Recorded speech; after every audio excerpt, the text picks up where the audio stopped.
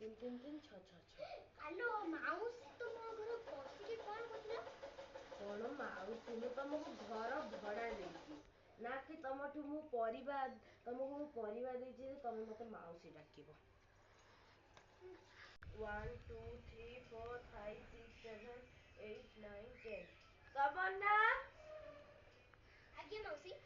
ପୁଣି ମାଉସୀ। ସରି ମ୍ୟାଡାମ। ହଁ ତମ ଘରେ କୁଣିଆ ଆସିଛନ୍ତି କି?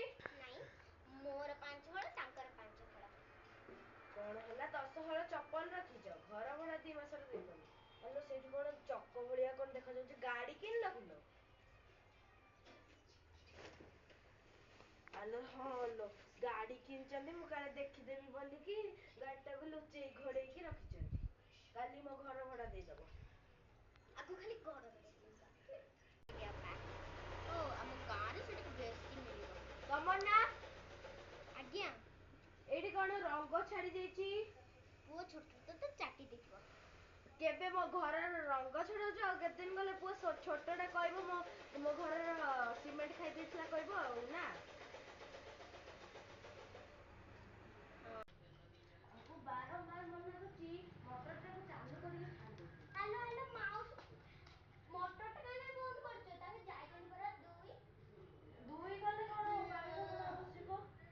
ନାଇଁ ପାଣିର କଣ ଆବଶ୍ୟକ ଶୁଣ ଦୁଇ ଯିବ ଆଉ ପତ୍ର ଗୋଟେ ଛିଡେଇଦବ ସେଠି ଆମ୍ବ ଗଛ ଏଡେ ବଡ ତାଳ ଗଛ ଭଳିଆ ଆମ୍ବ ଗଛଟା ଅଛି ଦେଖାଯାଉନି କି? ସେଥିରେ ପତ୍ର ପୋଛିଦବ ଗାଣ୍ଡିଟାକୁ ହେଇଯିବ ହେଲା। ମୁଁ ଟେକ୍ନିକ୍ ଶିଖେଇ ଦେଇଛି ଆଜିଠୁ ଏଇଆ କରିବ। ମୁଁ ଯାଉଛି ମୋ ପାଣିର ମଟର ଉଠିବ। ଆଇନା କହୁଛି ମୁଁ ଏତେ ସୁନ୍ଦର କେତେ ସୁନ୍ଦର ତମନ୍ନା ଆଜ୍ଞା। ତମ ଘରେ କେବେଠୁ ଆଇନା ଆଲଣା ଫ୍ରିଜ କେବେଠୁ ଆଇଁଲଣି? କେବେଠୁ ଆମେ ଯେବେଠୁ ଆସିଛୁ। ଆଉ ଘର ଭଡ଼ା ଦବାକୁ ମୁଁ କାଲି କହିଥିଲି ବୋଧେ? ଆଜ୍ଞା। ଆଜ୍ଞା ଫ୍ରିଜ ଆଣି ସାରିଲଣି ଡ୍ରେସିଂ ଟେବୁଲ ଆଣି ସାରିଲଣି କେବେ ଘର ଭିତରକୁ ଆସୁନି ବୋଲି ବୋଧେ ଆଇନା ଆଗରେ ସଜ ହେଇକି ଗୀତ ବୋଲୁଛି। ଆଉ କଣ ଟିକ ବୋଲି?